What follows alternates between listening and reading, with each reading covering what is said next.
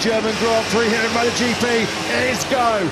Great launch from pole position by Ducati's Pecco Bagnaia. Fabio Quartararo in P1. Aleix Espargaro got a very good start. He was almost up alongside Quartararo and Bagnaia into turn one. Zarco Side of Bagnaia toughed it out on the brakes in the first corner, just like he did in Barcelona 2 weeks ago. This is what he needs. Clear track in front of him to avoid problems. This World Championship are slugging it out early on here in the Saxon Ring. This could be a key moment of the race then for Pecco Bagnaia. He'll get a good slingshot here down to in 8th position. He's dropped 2 places into 10th. He's just behind Taka Nakagami. Maverick Vinales is getting aggressive there up the inside of Luca Marini. Black wide. Quartararo is the lead. Here comes Bagnaia though, attacking over the crest. Tricky downhill braking zone to the first corner. You've got to be inch perfect here. Real statement of intent from Fabio Quartararo. The door was open. Pecco Bagnaia was more than happy to charge through it, but Quartararo held that tight line and was able to get back up. It'll be all about managing it in those final 5 or 6 laps of Fabio Quartararo, and he'll be wary. Can't really push too hard for fear of that rear tyre deteriorating pretty dramatically underneath him. 1:11. Ivan Neal stuff from Zarco. He's on the podium places now in P3. Aleix Espargaro just had to play the long game there. He had to let that one. Fabio Di Gianantonio. Jack Miller had also passed him earlier on in that lap. You can see the indicator on the left-hand side of your screen next to Jack Miller's name. That indicates his long lap penalty. He's in this Grand Prix. Bagnaia at the moment to slip 4 tenths behind Quartararo on this 3rd lap. I feel if it's going to have a particular advantage, it's going to be in these early position as the fastest lap to Fabio Quartararo, a 1:21.5, 4 tenths quicker than his chasing Ducati rival Bagnaia. Down, and surely that is World Championship hopes extinguished. Point adrift in the World Championship. Surely that is game over. Nowhere near each other on the racetrack, so that's clearly 2 separate. Is he a little bit wide? He is a tad wide. He tries to bring around. It's a long way around the corner that gives way. And that doesn't when we've got track conditions over 50 degrees. Yellow flags are out everywhere. Miller comes into the long lap penalty. Alex Rins didn't even make the start of this grid. Darren Binder now has gone down as well at turn 13. That's why the yellow flags were out. The 4th time already in 2022. Makes a big mistake, and surely now his championship hopes have completely on a Sunday. That's the difference over the last 18 months between Fabio Quartararo and Pecco Bagnaia in particular. The bull by the horns and took the lead early. He won that early battle on the brakes with Bagnaia into. Let's have a listen then. Yeah, the rear just comes out. You could just hear him. It is over for poor old Pecco. Well, a few French wishes are coming true here, aren't they? Fabio Quartararo leads this in the closing stages of this Grand Prix. That Quartararo is one of just 2 riders in this top 4 because Vinales. Rivalry between Quartararo and Bagnaia in the last 13 Grand Prix now. Bagnaia's had 5 DNFs. Taka Nakagami, his teammate Alex in a row here in the Saxon Ring with that mercurial Marc Marquez. Their lone representation now in this Grand Prix, full-time rider-wise, is Polisbar. In a pretty decent position, but he's got a good start. He's taken advantage of some of the chaos up ahead of him with one Ducati crashing out and the Quartararo in the lead. So we could see another Aprilia podium on the way in 22 laps. Finish of the former Moto3 World Champion's career. His career was saved by Aprilia. Of course, after the Saxon, we went straight to Fabio Quartararo right now, on course for back-to-back wins, back-to-back dominant wins here in MotoGP. Simon Di Gianantonio, who started 5th, is indeed having a fantastic ride at the moment. The infringement in FP4 yesterday. Yeah, the race pace is already starting to drop off a little bit. There's a battle further backwards advantage, which is not the kind of advantage you enjoyed at this stage of the Catalan Grand Prix. It's only 1.3 seconds. Zarco doing it. One question here for Maverick Vinales fans might just be over that medium rear tyre that he chose. Will it be hanging in there? 1:22 flat. Keeps his advantage over Joan Zarco to 1.2 seconds. Aleix Espargaro then 1.6 seconds further back. His prime mission at the from Vinales as they drop down to the Waldman curve on lap number 11 here in Germany. Vinales is the quicker of these 2 Aprilias at the moment. He was a couple of tenths faster on the last lap than Aleix Espargaro. Espargaro on laps of this Grand Prix. It's so important with so many different corners around this racetrack. 30 laps of this. 11 straight wins he's taken here in 3 World Championship classes.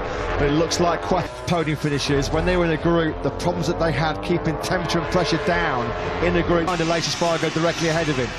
So the fastest rider on the track last time around was Joan Zarco in 2nd place. Quartararo does not have this reappearance in the World Championship, so he's got a lot of experience, and you know operations of Aprilia and his teammate directly ahead of him. He'll want that podium. A check on Morbidelli again, he's down in 14th place. He's just taken Dovizioso actually for that 14th spot. To the second quicker at this stage of lap 15 of 30. Simon, down to you for some quick thoughts. Yeah, just seeing there, just out of your picture, coming out of the Queckenberg corner, powering up now to 5th gear. His MotoGP bike's only reached just over 3.5 to his name here in Germany, crashing when he lost the rear, tapping the power back in the early station there by Ford Suzuki. Technical director Ken Kawauchi in the background there, Livio Supo as well. It's going to be nil fire again of a later Spargo. This is turning into a pretty fascinating fight for the final place on the podium. It's still advantage Ponio, putting up a rousing fight for a first top 6 finish in MotoGP. Keep in mind, flag zone caused by the rider at the front of this queue, Aleix Spargo, who crashed in free practice 4 into turn 13. As now, as that cost him a chance of probably a podium.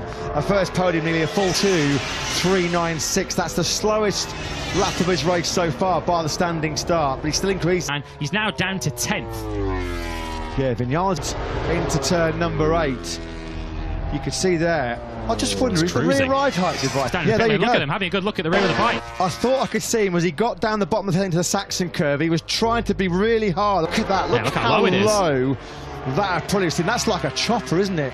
Todd Brad Binder have a problem not too dissimilar to that in the wet race in Indonesia, but because the Ducati team, which has been his home for the last couple of seasons, and a podium finish is just up the road. To go here to defend the hard-charging Jack Miller. It looks like just a matter of time, doesn't it, for the Aussie to sweep on through. Now in that battle, Oliveira's 2.6 seconds further back. He's running in a lonely 9th position at the moment. And here Bastianini past Gian Antonio, and Gian Antonio takes a good look to his right, and he sees the KTM of Brad Binder. World Championship, weren't they, back in the day?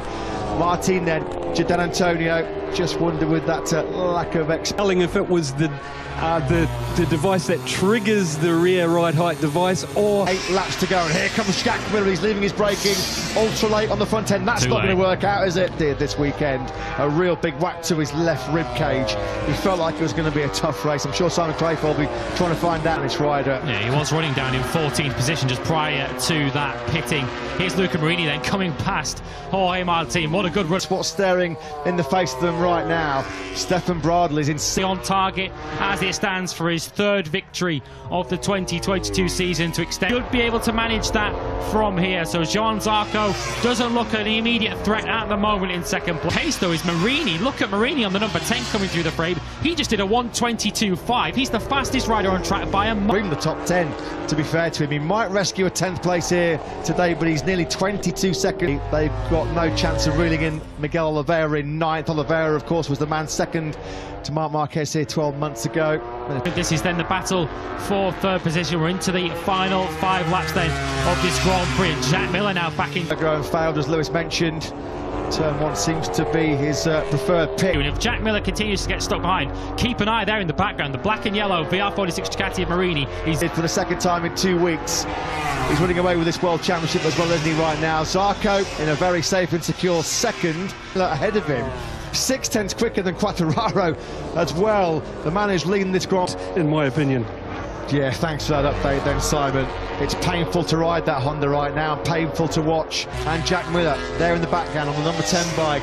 Valentino Rossi's brother, Luca Marini. Valentino coming late on with a charge here for the podium.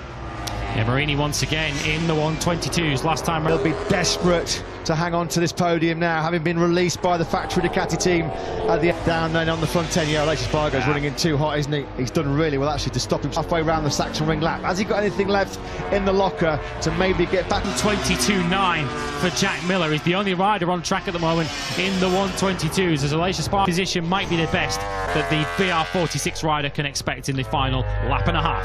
This side more points going the way of the factory Yamaha team and this young man, the 23-year-old he's in the Saxon Ring sunshine now then for Fabio Quartararo. Halfway around this final lap, it will be another French 1-2 in Moto. And Jack Miller up ahead of him. Miller's got half a second in his pocket over Aleix Spargo. Wins the German Grand Prix in MotoGP in 2022. He leads home a French 1-2 here. He took 3rd late on from Aleix Spargo. He comes over the line in 4th here, of I'm sure delighted Monster Energy Yamaha team manager Maya Marigali with Simon. Yes,